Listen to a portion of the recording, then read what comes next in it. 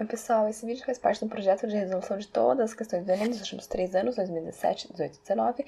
Nesse primeiro vídeo da série a gente fala um pouquinho sobre a prova, como ela é, relembra para que serve, e depois a gente tem todas as resoluções divididas em duas formas. A primeira são algumas questões agrupadas no mesmo vídeo, de acordo com os tópicos e assuntos mais frequentes, para a gente ver como isso acontece, como o Enem formula, como ele solicita, né, esses tópicos, esses assuntos que sempre estão caindo na prova, todos os anos, recorrentemente, várias questões.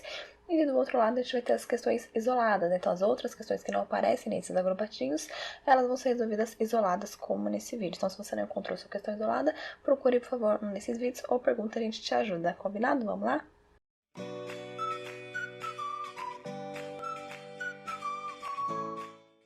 Eu sou a professora Giane, do canal Na Linha das Entrelinhas, e nesse vídeo a gente vai resolver a questão 16 do Caderno Azul do Enem 2017, que traz dois textos. O primeiro diz, criatividade em publicidade, teorias e reflexões. De novo, pessoal, publicidade. Veja, a gente sempre fala, né, um assunto muito frequente, tá aí novamente pra gente. Resumo. O presente artigo aborda uma questão primordial na publicidade, a criatividade. Apesar de aclamada pelos departamentos de criação das agências, devemos ter a consciência de que nem todo anúncio é de fato criativo. A partir do resgate teórico no qual os conceitos são tratados à luz da publicidade, busca-se estabelecer a compreensão dos temas. Para elucidar, para esclarecer tais questões, é analisada uma campanha impressa da marca X. As reflexões apontam que a publicidade criativa é essencialmente simples e apresenta uma releitura do cotidiano. Então, o texto vai falar da publicidade, que vai falar que a função, né, o que ela precisa fazer é ser criativa. Então, para você ter uma boa propaganda, você tem que ser criativo e reler o cotidiano. Por quê? Porque quando você tem o cotidiano, você tem a identificação do público. Se você coloca uma coisa completamente diferente, ninguém se conhece, ninguém dá atenção. Então, você tem que causar identificação, por isso que tem que ser algo do cotidiano, mas também você tem que fazer algo diferente, né? Porque mostrar aquilo que todo mundo já sabe não tem nenhuma graça, mais ou menos como a crônica. O que a crônica vai fazer? Vai colocar o cotidiano sob outro ponto de vista. Então é isso que a propaganda tem que fazer. Ela trazer uma coisa que é do seu universo, uma coisa familiar, uma coisa com a qual você se identifica, mas de um modo diferente para você dar uma risada, para falar, nossa, que grande sacada, nossa, que legal.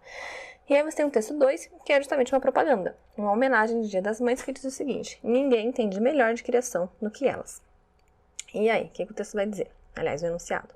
Os dois textos apresentados versam, falam, discutem o mesmo tema. Aliás, tema da criatividade. Desculpem. Os dois textos apresentados versam sobre o tema da criatividade, exatamente sobre o mesmo tema. O texto 1 é um resumo de caráter científico e o texto 2 uma homenagem promovida por um site de publicidade. Então veja que em relação a gênero textual, como eu sempre falo para vocês, o Enem, inclusive tem vídeo aqui sobre gênero textual, tá bom? No Enem, especificamente. O Enem sempre te fala, normalmente, eu não sempre, mas normalmente ele te fala, ele não vai te perguntar qual é o gênero desse texto, ele já vai te falar. Então aqui a gente tem um resumo de caráter científico e do outro lado, ali no texto 2, a gente tem uma homenagem promovida por um site de publicidade.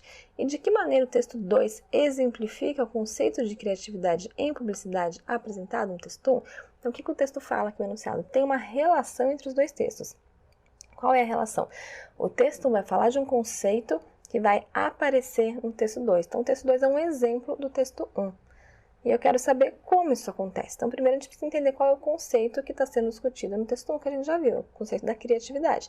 Então, o texto 1 fala, a publicidade tem que ser criativa. E o texto 2, então, por consequência, você entende que ele é um texto criativo. Então, a pergunta basicamente é, por que o texto 2 pode ser considerado um texto criativo? Vamos ver ele? Ninguém entende melhor de criação do que elas. Elas quem? As mães, porque ali embaixo tem Dia das Mães. Esse criação é criação do quê? É criação de filho, o fato de você alimentar e educar uma criança? É criação de ser criativo, o fato de você conseguir se reinventar todo dia nesse papel e também para continuar sendo outras coisas, né? Outras mulheres, aliás, a mesma mulher exercendo outros papéis, além da maternidade.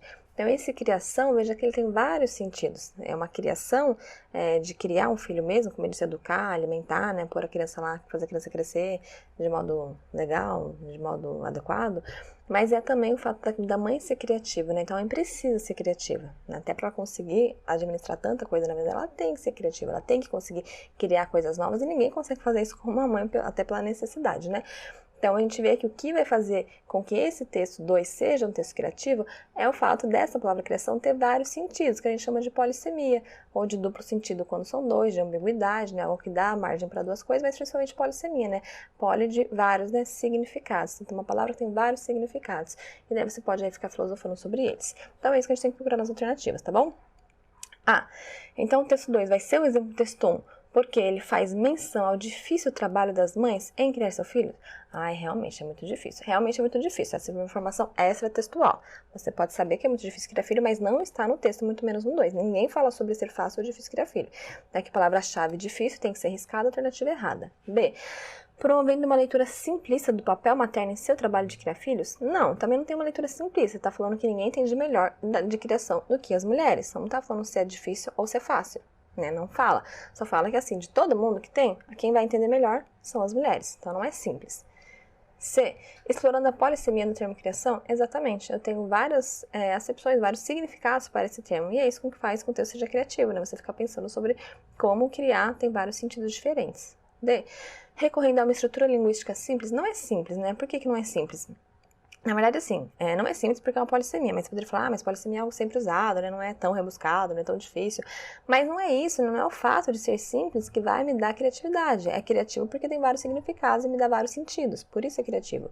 E não porque é simples ou elaborado. Claro que em alguns casos pode ser assim, mas não nesse. E por fim, utilizando recursos gráficos diversificados, não tem recursos gráficos diversificados, porque a gente só tem texto. Por exemplo, não tem imagem, não tem texto no verbal, então não está diversificado, tá bom? É só um tipo.